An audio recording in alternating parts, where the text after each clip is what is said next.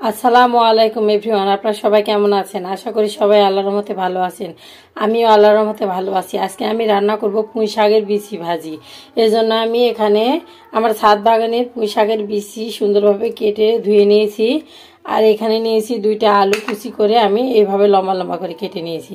আর এখানে নিয়েছি 3-4টা শুকনো মরিচ, 4টা শুকনো কাঁচামরিচ ফাড়ি, 1টা টমেটো কুচি এবং 2টা পেঁয়াজ কুচি। এখন এগুলো এক সাইডে রেখে চুলে একটা প্যান বসিয়ে দিয়েছি। প্যানটা গরম হয়ে গিয়েছে। এখন দিয়ে দিচ্ছি পরিমাণ মতো সয়াবিন তেল। তেলটা গরম হয়ে গিয়েছে। এখন দিয়ে দিচ্ছি কিছু করে রাখা পেঁয়াজ এবং রসুন, পেঁয়াজ এবং শুকনা মরিচ।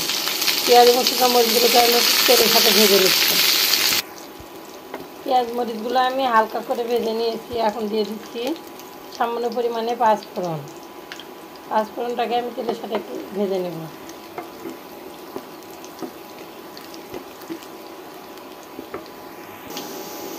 পেঁয়াজ মরিচগুলো আমার ভেজে নেওয়া হয়ে গিয়েছে। এখন দিয়ে দিচ্ছি কুচি করে রাখা আলুগুলো। আলুগুলো দিয়ে নেড়ে চেড়ে নিচ্ছি। দিয়ে দিচ্ছি 1 চা চামচ পরিমাণ লবণ,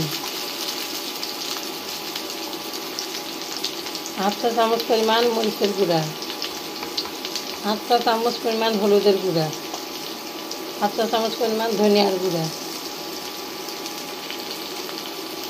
1/2 চা চামচ পরিমাণ জিরার গুঁড়া। সবগুলো মশলা আমি নেড়ে চেড়ে মিক্স করে নেব।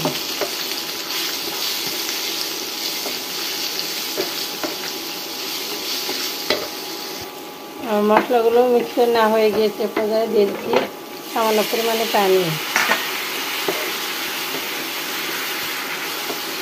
দিয়ে আমি একটু নেড়ে ঢাকনা দিয়ে দিচ্ছি 2-3 মিনিটের জন্য। 2-3 মিনিট পরে আমি ঢাকনাটা উঠিয়ে এখন সুন্দরভাবে আলুগুলোকে একটু নেড়ে চেড়ে কষিয়ে নিচ্ছি।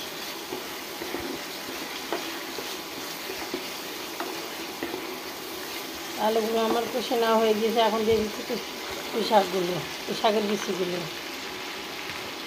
শাকের বিচিগুলো দিয়ে একটু আলুর সাথে নেড়ে চেড়ে নিচ্ছি।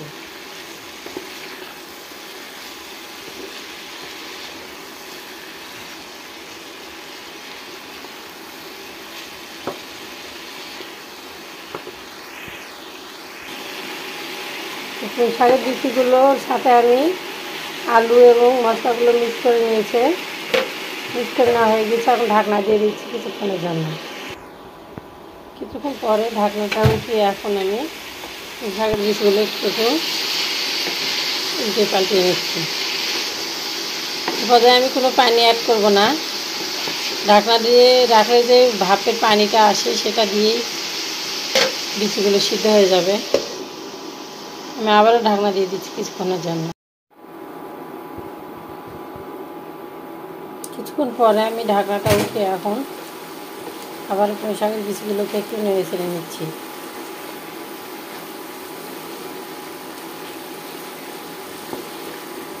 এ পর্যায়ে দিয়ে দিচ্ছি ফালি করে রাখা কাঁচামরিচগুলো এবং কুচি করে রাখা টমেটোগুলো।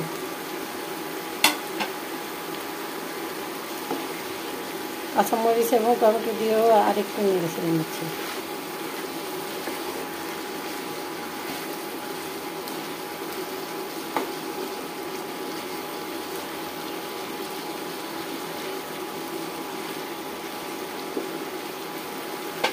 নেড়ে চেড়ে নেওয়া হয়ে গেছে। আবার আমি ঢাকনা দিচ্ছি কিছুক্ষণের জন্য। এ পর্যায়ে আমি ঢাকনাটা উঠিয়ে এখন পুঁই শাকের বিচিগুলোকে একটু নেড়ে চেড়ে সুন্দরভাবে ভেজে নিচ্ছি।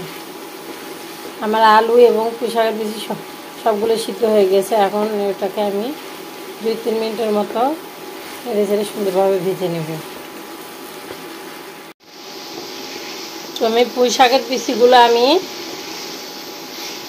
6-7 মিনিট ধরে এভাবে নেড়ে চেড়ে সুন্দরভাবে উল্টে পাল্টে ভেজে নিয়েছি।